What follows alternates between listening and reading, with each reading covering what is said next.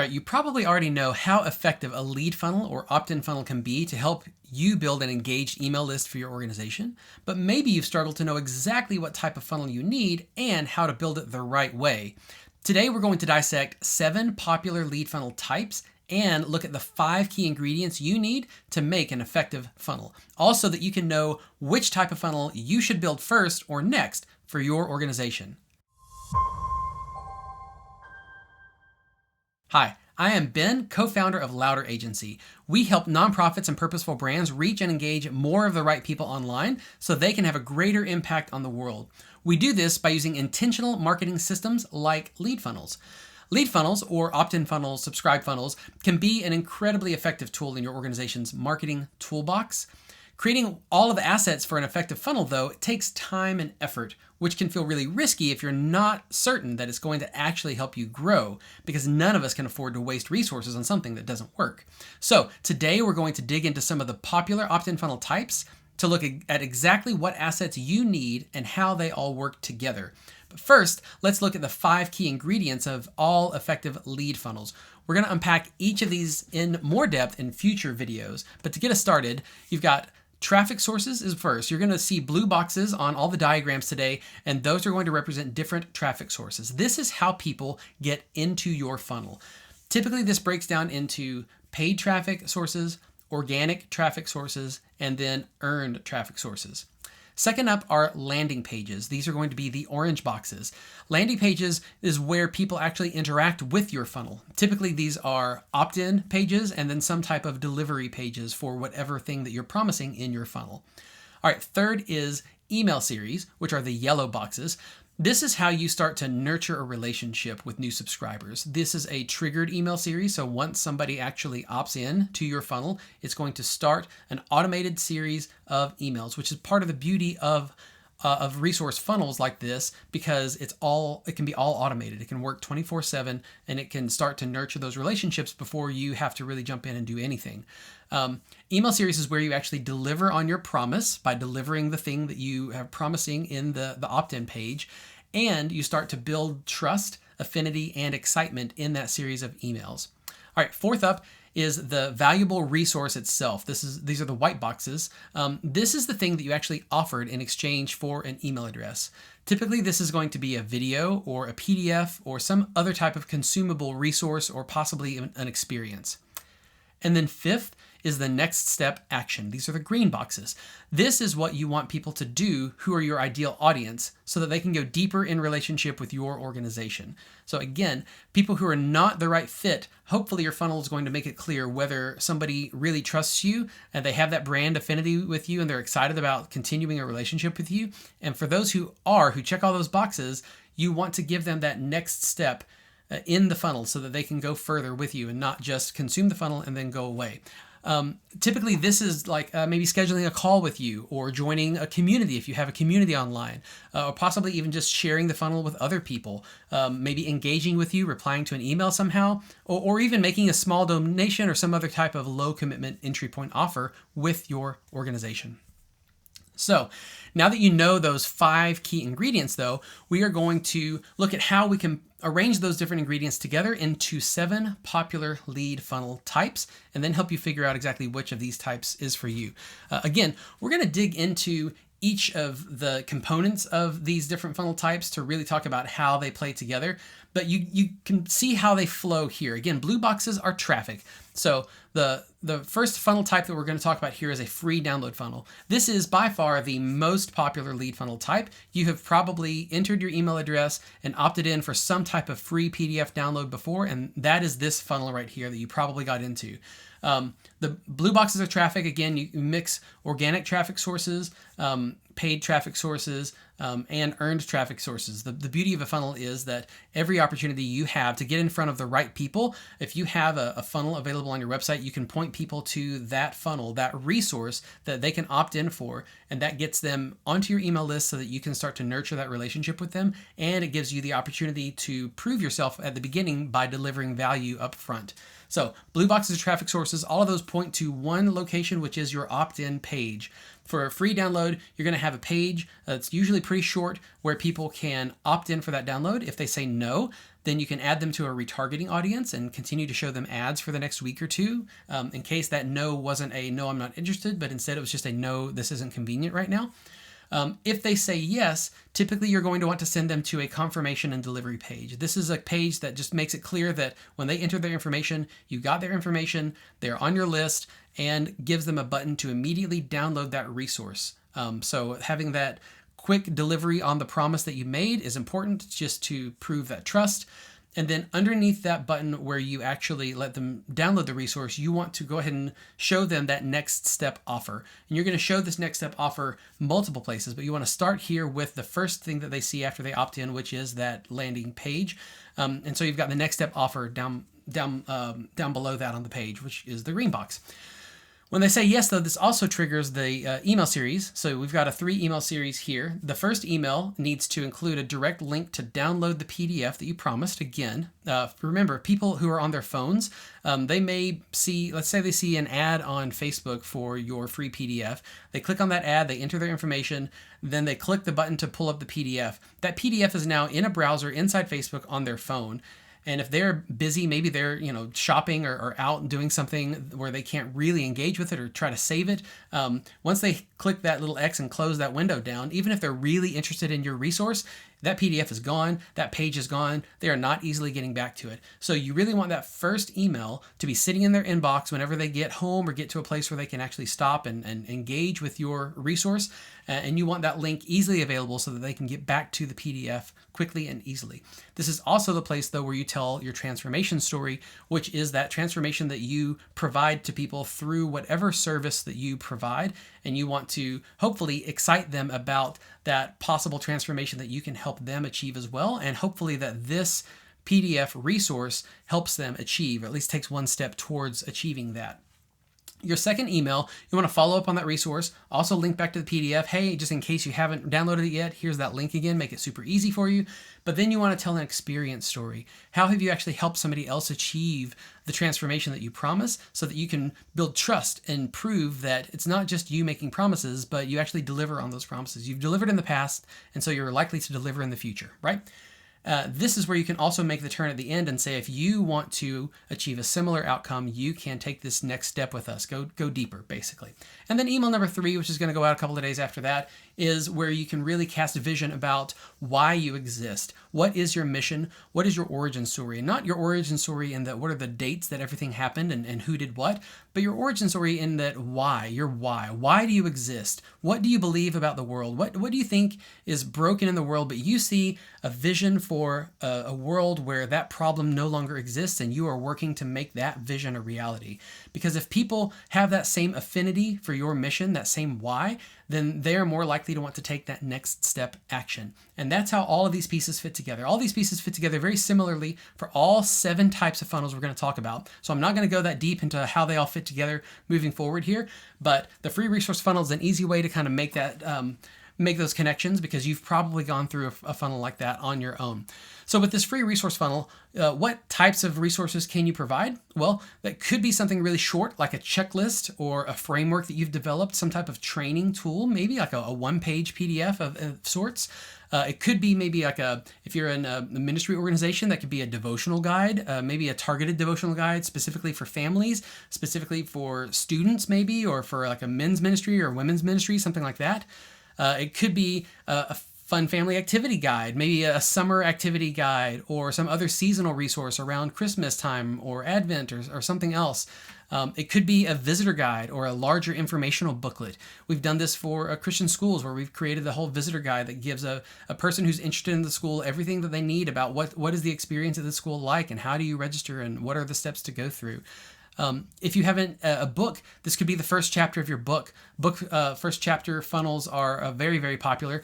Or you could even just be an entire ebook. If you develop an ebook, maybe you blog regularly, and you've got a category of blog posts or a series of blog posts that you could put together into an ebook format, and then make that ebook available as a download on your website. Remember, people will opt in for convenience. So even though all those blog posts exist separately, putting them together into one thing that people can just download and consume all together can be a great resource that you can make available. This could also be an ultimate guide. If you provide some type of guidance toward creating something new or how to accomplish something big, you can create that ultimate guide to whatever, ultimate guide to starting a financial ministry at your church or something like that, and put it all together into a large PDF that walks people through every step of the process.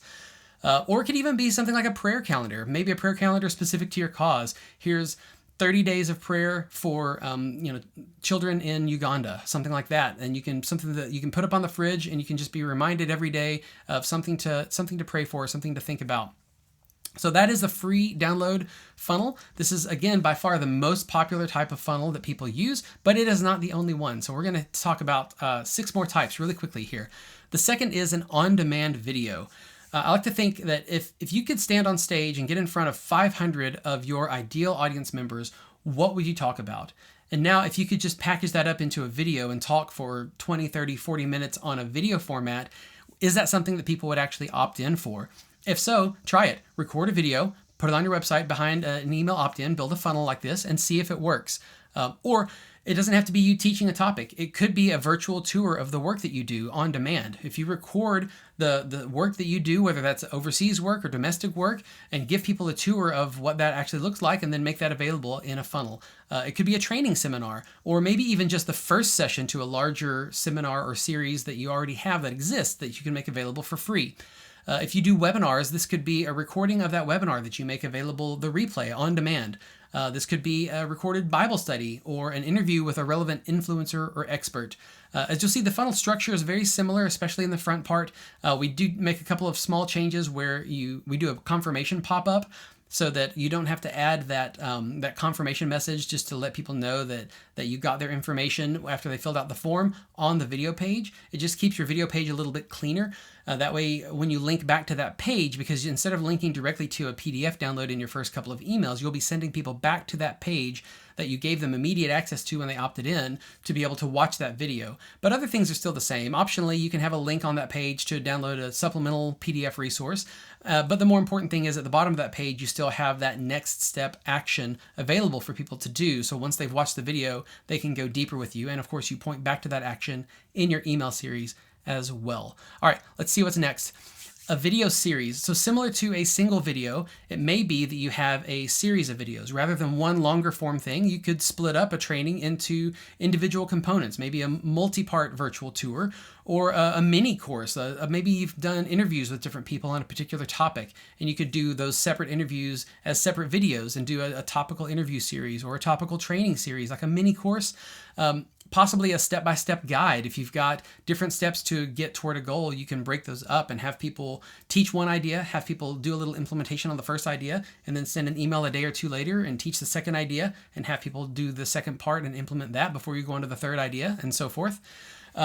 Possibly even, again, if you're a ministry organization doing devotionals, maybe rather than just doing like one longer devotional, you could break up a book and offer devotionals on different chapters of a book for people. Or maybe it's not the Bible, maybe it's some other book. If there's a trade book, or maybe it's even a book that you wrote.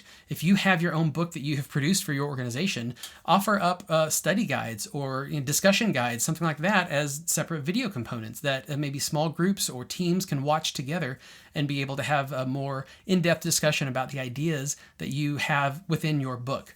The structure, again, pretty much the same, but a little bit different in that you've got, rather than one page, we have an individual page for each video.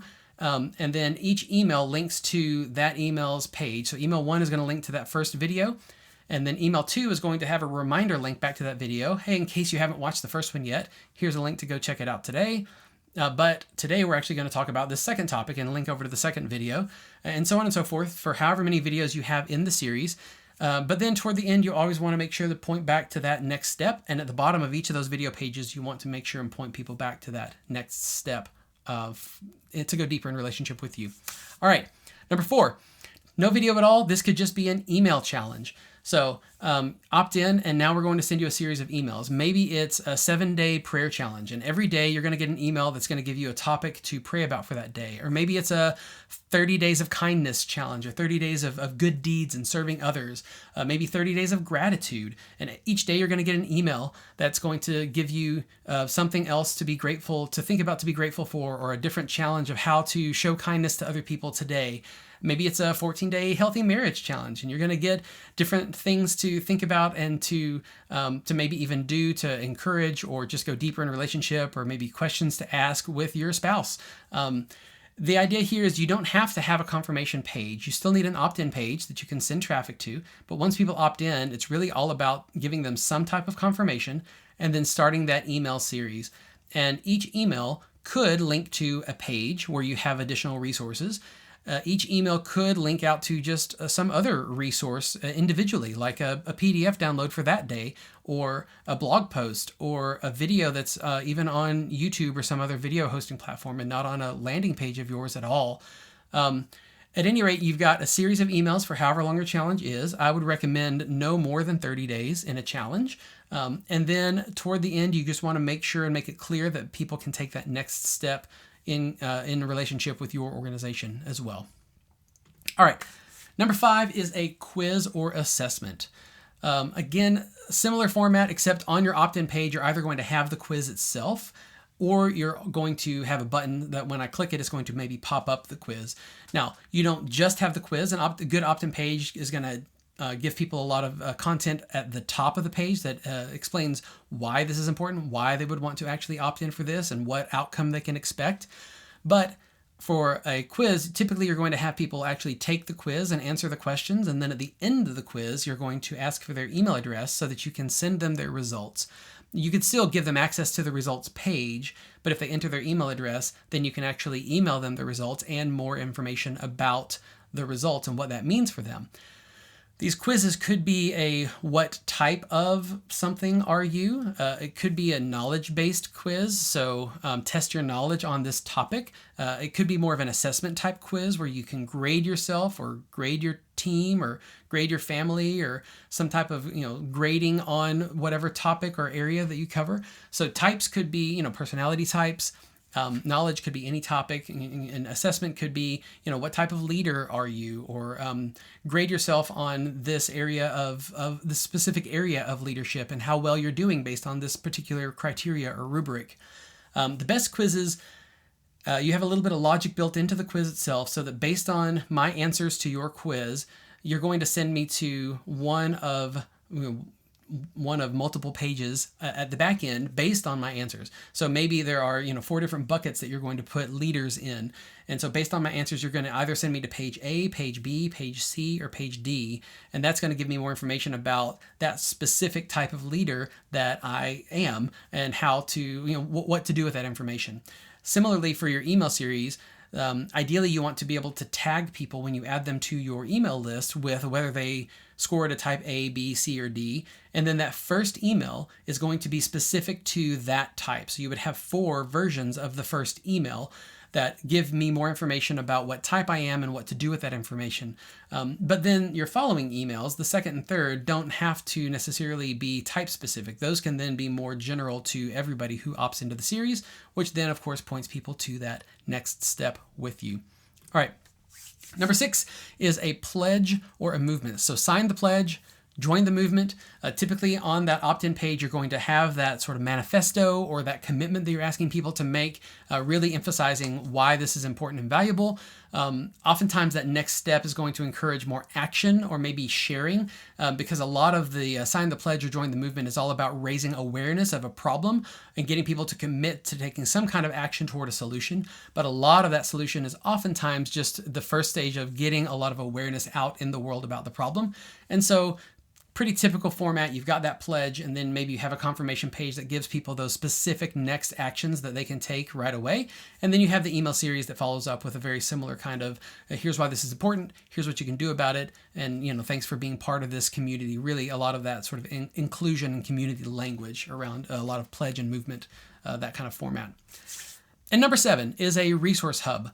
Let's say that you have different trainings that you've created or workshops, or maybe you have a lot of downloadable resources. Rather than just offering those up as individual lead funnels that people have to opt in for, you can put them all together into one overarching account, whether that's through an actual, like, you have to create an account service, or whether it's even just sort of an aggregated page that has lots of resources on it that you can give people access to.